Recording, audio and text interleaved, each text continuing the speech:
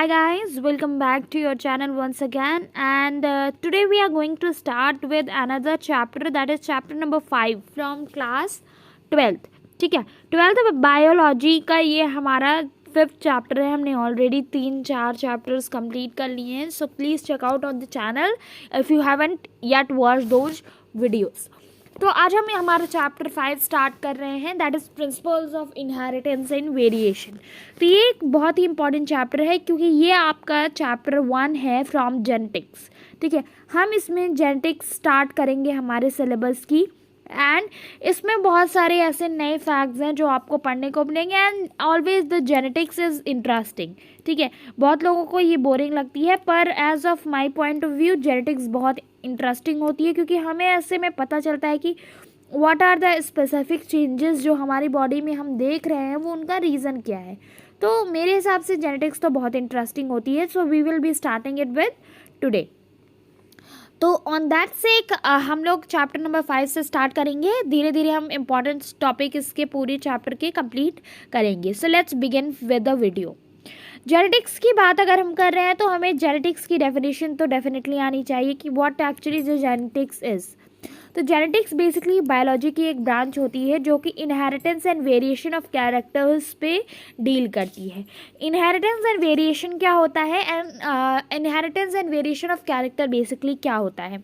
सबको पता है कि एक पेरेंट जो ऑफस्प्रिंग होता है वो 2 पेरेंट्स से बनकर एक एज अ रिजल्ट सामने आता है. तो अगर हम कह रहे हैं एक पेरेंट ये है और एक पेरेंट ये है और ये उनका चाइल्ड है, तो अब ये हमें पता है कि इस पेरेंट के कुछ अलग अपने कैरेक्टर्स होंगे और इस पेरेंट्स के कुछ अलग कैरेक्टर्स होंगे. तो ये जो कैरेक्टर्स हैं ये आपके ऑफस्प्रिंग में क्या होते हैं, ट्रांसफ़र होते हैं. अब जो सबसे इम्पॉर्टेंट चीज़ यहाँ पर जानने वाली है कि ये जो ट्रांसफरेशन का प्रोसेस होता है इसे हम कहते हैं इनहेरिटेंस. मतलब कैरेक्टर्स के ट्रांसफ़र होने का प्रोसीजर जो होता है उसे हम कहते हैं इनहेरिटेंस. ठीक है, ये जो प्रोसीजर है ये है आपका इनहेरिटेंस. क्लियर होना चाहिए इनहेरिटेंस और वेरिएशन में क्या डिफरेंस है, क्योंकि बच्चे कंफ्यूज होते हैं.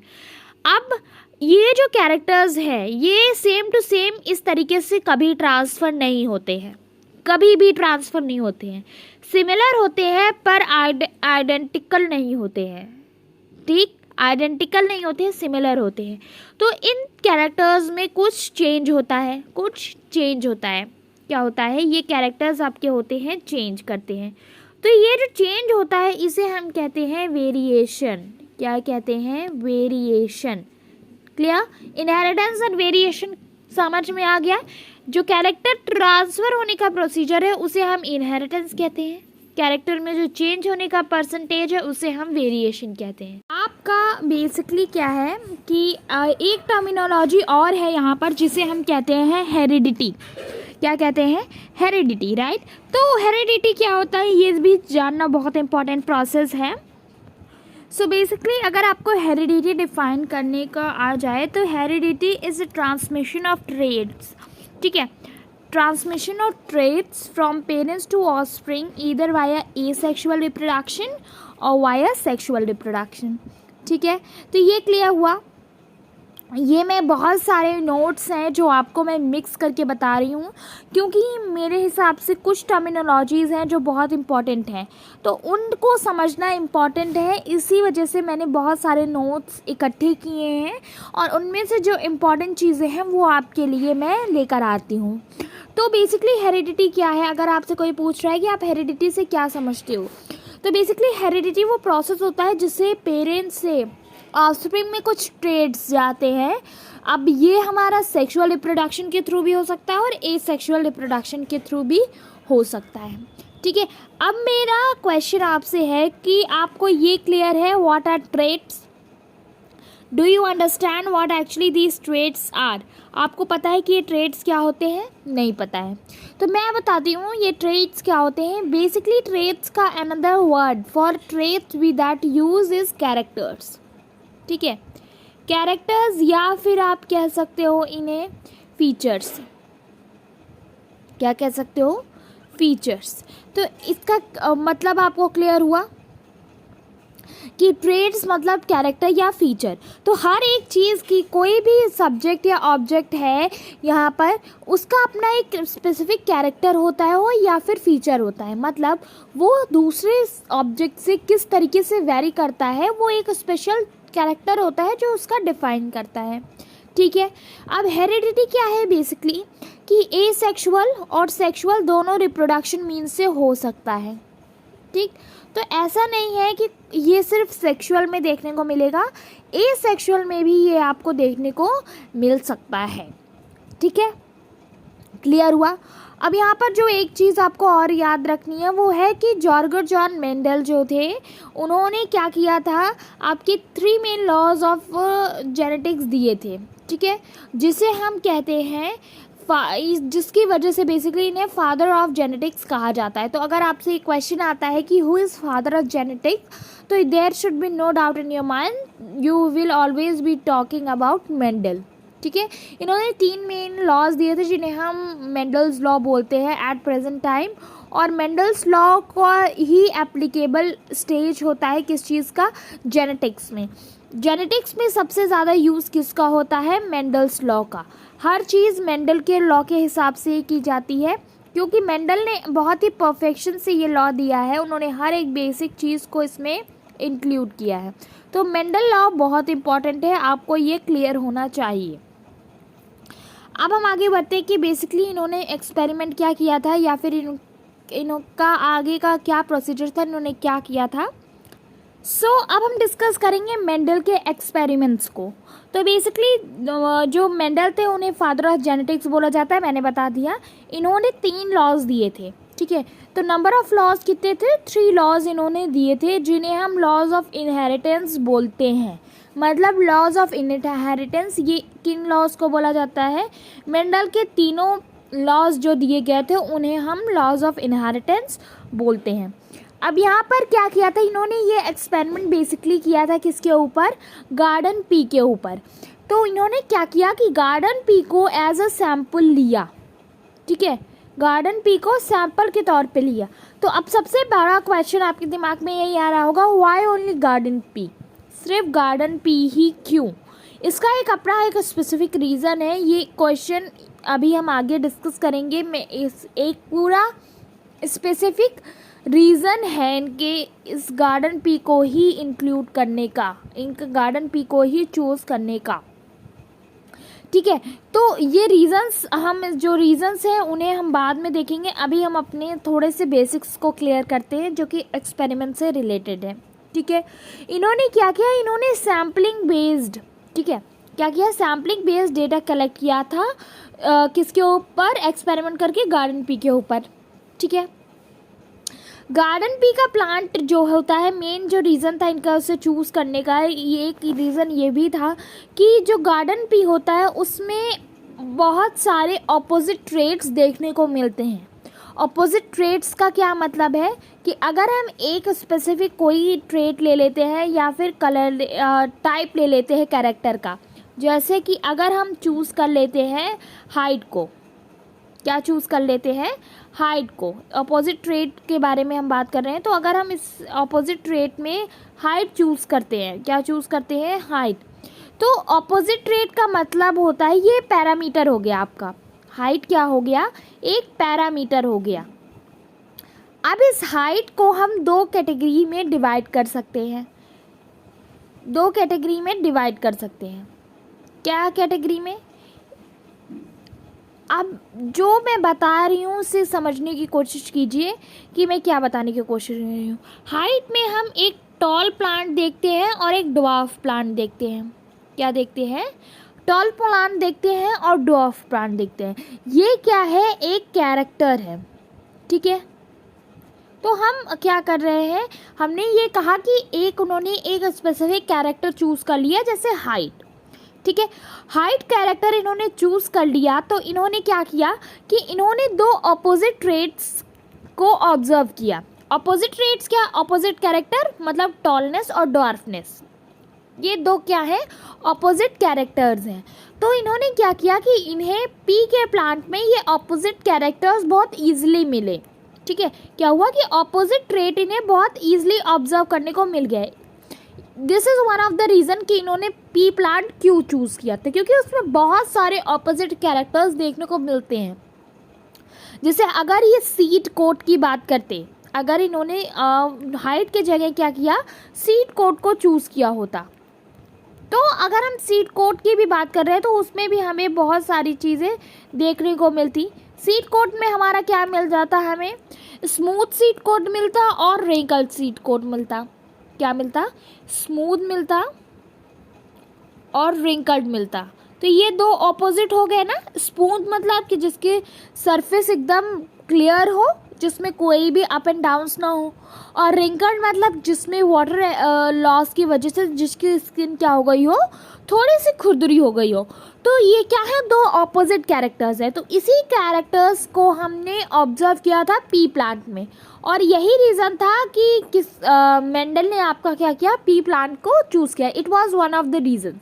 बहुत सारे रीजंस हैं जो हम आगे धीरे धीरे डिस्कस करते जाएंगे। मैं बीच बीच में आपको रीजंस बताती रहूँगी, क्योंकि ये एक इम्पॉर्टेंट पार्ट है कि व्हाई ओनली पी प्लांट। ठीक है, बहुत बड़ा क्वेश्चन होता है। बिफोर स्टार्टिंग कि उन्होंने क्या क्या कैरेक्टर्स या फिर क्या क्या ट्रेट्स लिए थे, मैं दो चीज़ें यहाँ पर एक्सप्लेन करना चाहूँगी जो मैंने बेसिकली एक स्पेसिफिक तरीके से नोट डाउन नहीं की हैं आपके लिए। पहला है कि डोमिनेंट कैरेक्टर क्या है और रेसेसिव कैरेक्टर। तो सबसे पहले हम डोमिनेंट की बात करते हैं। डोमिनेंट क्या होता है कि ऐसी कोई चीज़ या ऐसी कोई अवेलेबिलिटी जो कि अपने प्रेजेंस को दिखा सके। मतलब कि एक जंगल है, ठीक है, जंगल में आपको बहुत सारे एनिमल्स देखने को मिलते हैं। In jungle there are a lot of animals that you see. तो उन एनिमल्स में से सिर्फ जो लॉयन होता है उसे किंग क्यों कहा जाता है? Why only lion is called as king? क्योंकि वो अपनी प्रेजेंस को बहुत स्ट्रांगली रिप्रेजेंट करता है, वो अपने आप को डोमिनेट करता है। वो किसी और ऑर्गेनिज्म को या एनिमल को क्या करता है कि अपने ऊपर हावी नहीं होने देता है। मतलब वो अपनी प्रेजेंट एक अलग तरीके से शो करता है। फॉर एग्जाम्पल कि हम एक जनरल एग्जाम्पल लेते हैं कि Harnaaz Sindhu, right, she was miss universe. तो अब अगर हरनाज सिंधु दोबारा से कहीं पर जाती हैं, ऑल ओवर वर्ल्ड वो हरनाज सिंधु कहीं जाती हैं और बहुत सारी थाउजेंड ऑफ गर्ल्स के बीच में वो खड़ी रहती हैं, तो भी ये पूरी दुनिया के लोग हैं जो अब हरनाज सिंधु को पहचानते हैं, राइट। तो वो उन्हें एक स्पेसिफिक कर देंगे, वो डोमिनेंट हो गई, राइट। वो अपनी एक अलग पहचान वो बना रही हैं, उन्हें लोग अलग नज़रिए से देख रहे हैं। तो अगर हम इसे जेनेटिक्स की टर्मिनोलॉजीज़ में बात करें तो ऐसा कैरेक्टर जो कि अपनी प्रेजेंस को एक्सप्रेस करता है, ठीक है, ऐसा कैरेक्टर जो अपनी प्रेजेंस को एक्सप्रेस करता है। फॉर एग्जाम्पल बहुत से लोग होते हैं जिनका आई कलर क्या होता है, ब्राउन होता है, ठीक। बहुत से लोग होते हैं जिनका आई कलर ब्लैक होता है। तो अब मैं अगर आपसे पूछूं कि आप इसमें से कैसे डिफाइन कर सकते हो कि कौन सा कलर डोमिनेंट है, कौन सा रेसेसिव, तो एज अ कॉमन इनमें ये दोनों जेनेटिक्स में ये चीज़ें पहले से डिसाइड कर दी गई हैं कि कौन सा कलर डोमिनेंट है, कौन सा रेसेसिव है। But and person in person ये चेंज होता रहता है। जिस पर्सन की आइज़ ब्राउन होंगी उसका कलर डोमिनेंट क्या होगा, ब्राउन होगा। जिस पर्सन की आइज़ का आइरिस ब्लैक होगा उसमें ब्लैक कलर डोमिनेंट होगा। अब अगर हम फिर से जेनेटिक्स के टर्म में बात करें तो ऐसा कैरेक्टर जो अपने आप को एक्सप्रेस करता है उसे हम डोमिनेंट कहते हैं, ठीक। ऐसा कैरेक्टर जो अपने आप को एक्सप्रेस करता है उसे हम डोमिनेंट कहते हैं। तो फिर हमारा मतलब है कि ट्रेट को अगर आप देख रहे हो, ट्रेट अपने आप को एक्सप्रेस कर रहा है, देन इट्स योर डोमिनेंट। वहीं रेसेसिव जो होता है वो इसका ऑपोजिट होता है। रेसेसिव क्या होता है कि ऐसा कैरेक्टर जो डोमिनेंट कैरेक्टर की वजह से क्या हो गया, दब गया, वो अपने आप को एक्सप्रेस नहीं कर पाया। तो in short non expressive character, ठीक है। जो नॉन एक्सप्रेसिव कैरेक्टर है मतलब अपने आप को एक्सप्रेस नहीं कर पाया। बहुत सारे कैरेक्टर्स हमारी बॉडी में है जो हमारे पेरेंट्स से आए तो हैं, बट मे बी कि जो हमारे पेरेंट्स हैं, ये अगर आपके मेल वाले से कोई कैरेक्टर आ रहा है, फीमेल वाले से कोई कैरेक्टर आ रहा है, दोनों के डोमिनेंट कैरेक्टर्स अलग होंगे। मैंने अभी आई उसमें बताया आई कलर के हिसाब से, मे बी मेल वाले ने ब्राउन कलर दिया हो और फीमेल वाले ने ब्लैक कलर दिया हो। अब ये डिपेंड करता है कि कौन सा कलर आपका डोमिनेंट है, कौन सा रेसेसिव है। फॉर एग्जांपल अगर हम ये कंसीडर करें कि आपका ब्राउन हमने यहाँ पर रेसेसिव लिया है और आपका ब्लैक डोमिनेंट है, ठीक है, तो मतलब कि जो ऑफस्प्रिंग बनेगा उसमें डोमिनेंट क्या होगा, ब्लैक होगा, क्योंकि ब्लैक अपने आप को ब्राउन के ऊपर एक्सप्रेस करेगा, राइट। तो ये होता है dominant character and recessive character. अब जो मेंडल ने हमारे 7 कैरेक्टर्स को लिया था वो क्या क्या थे, ये आपको पता होना चाहिए, और उनमें डोमिनेंट क्या है और रेसेसिव क्या है। तो बेसिकली मैंने एक टेबल में आपके लिए फॉर्मुलेट कर दिया है जिससे आपको ज़्यादा कन्फ्यूजन ना हो। यहाँ पर आपके सबसे पहला इन्होंने लिया था स्टेम हाइट। तो स्टेम हाइट में डोमिनेंट कैरेक्टर आपका टॉल होता है और रेसेसिव ड्वार्फ होता है। फ्लावर कलर के अंदर इन्होंने इंक्लूड किया तो डोमिनेंट वॉयलेट होता है और वाइट रेसेसिव होता है, ठीक है। फ्लावर पोजीशन आपकी एक्सियल होती है, जो टॉप पे जो होती है वो डोमिनेंट होती है और टर्मिनल आपका रेसेसिव होता है। इसी तरीके से पॉट शेप में इन्फ्लेटेड जो होता है वो आपका होता है डोमिनेंट एंड कंस्ट्रक्टेड होता है रेसेसिव। पॉट कलर में ग्रीन होता है आपका dominant and your yellow is recessive. तो इस तरीके से ये पूरी टेबल आपको रटी होनी चाहिए, एकदम क्लियर होना चाहिए, क्योंकि इससे बहुत सारे क्वेश्चंस बन के आते हैं। लाइक फॉर एग्जांपल कि दे दिया जाएगा आपको कि कोई प्लांट है उसमें एक्स कैरेक्टर है एंड जो नई प्रोजेनी है उसमें वाई कैरेक्टर है, तो आप बताओ इसमें डोमिनेंट क्या था, रेसेसिव क्या था। तो आपको उसमें अगर ये टेबल याद होगी तो मेंडल के लॉ के बेसिस पे आप उसे क्वेश्चन को कर पाओगे, राइट। 6th जो कैरेक्टर इन्होंने लिया था वो था पॉट शीट शेप का, जो कि राउंड एंड रिंकल के बेसिस पे था। Sheet colour yellow and green, clear हुआ। तो इन्होंने क्या किया कि ट्रू ब्रीडिंग लाइन होती है। ट्रू ब्रीडिंग लाइन क्या होती है, बेसिकली ट्रू ब्रीडिंग लाइन की जो अगर मैं बात कर रही हूँ तो ये ऐसे प्लांट होते हैं जिनमें कोई भी हमने मिक्सिंग नहीं की होती है। नॉन मिक्सिंग प्लांट्स होते हैं जिनमें मिक्सिंग नहीं की गई होती है कैरेक्टर्स की, बाहर से हमने कोई भी कैरेक्टर इंड्यूस नहीं किया होता है, जो उनकी ट्रू कंडीशन होती है वही चली जाती है। मतलब अगर एक्स कैरेक्टर है तो प्रोजेनी में भी एक्स कैरेक्टर चला जाता है, कोई भी चेंज नहीं होता है। तो इन्होंने ट्रू ब्रीडिंग लाइन को लिया था। तो इन्होंने ये बताया कि अगर हम ट्रू ब्रीडिंग लाइन ले रहे हैं तो अगर प्लांट में सेल्फ पॉलिनेशन हो रहा है तो उसमें सेम कैरेक्टर पास होता रहेगा, तो वहाँ से ट्रू ब्रीडिंग लाइन बनेगी, ठीक है। यहाँ पर इन्होंने 14 ट्रू ब्रीडिंग लाइन को सेलेक्ट किया था एज अ पेयर, मतलब इन्होंने 7 पेयर्स को सेलेक्ट किया, ठीक है। और उन्हें पता था कि इनमें सिमिलर कैरेक्टर के साथ क्या है, कॉन्ट्रास्टिंग कैरेक्टर भी प्रेजेंट है। तो इन्होंने आर्टिफिशियल क्रॉस पॉलिनेशन करवाया, जिसे हम हाइब्रिडाइजेशन भी बोलते हैं। तो इन्होंने क्या किया कि फर्स्ट हाइब्रिड जो लिया इन्होंने उसे कहा कि ये F1 जनरेशन है। मतलब इन्होंने पहली बार दो प्लांट्स इन्होंने पहली बार लिए थे उनमें इन्होंने क्या करवाया, क्रॉस पॉलिनेशन करवाया। क्रॉस पॉलिनेशन में क्या हुआ कि हमारा जीन चेंज हो गया, क्योंकि हमने पॉलन को यहाँ पर क्या किया, एंथर पर स्टिग्मा के गिरा दिया। अब यहाँ पे बेसिकली क्या हुआ कि क्रॉस पॉलिनेशन की वजह से जेनेटिक चेंज हो गया। तो इन्होंने ट्रू ब्रीडिंग लाइन में एक पेयर ऑफ प्लांट लिया और वहाँ पे क्रॉस पॉलिनेशन करवा दिया। जो इसका रिजल्ट आया उसको इन्होंने क्या बोला, F1 जनरेशन बोला। क्या बोला, F1 जनरेशन, ठीक है। अब इसी F1 एंड F2 जनरेशन के F1 एंड F2 जनरेशन की बेसिस पे ही फॉर्मुलेटेड 3 लॉज। जो लॉज हम नेक्स्ट वीडियो में डिस्कस करेंगे। अभी मैं जनरली आपको एज अ मैंने ओवरव्यू दिया है जस्ट, ये सिंपल चीज़ें हैं जो यहाँ पर दी हुई हैं एज अ कॉमन पॉइंट्स। तो उन कॉमन पॉइंट्स के बेसिस पे हमने थोड़ा बहुत इस चैप्टर की स्टार्टिंग में डिस्कस किया है। नेक्स्टली अब हम हमारे चैप्टर को पूरी अच्छी तरीके से डिस्कस करेंगे and next video is going to be very important because we are going to discuss what Mendel's law, right? So inform your friends and you also be available on time, and see you soon. Do share with your friends guys and subscribe to the channel for sure.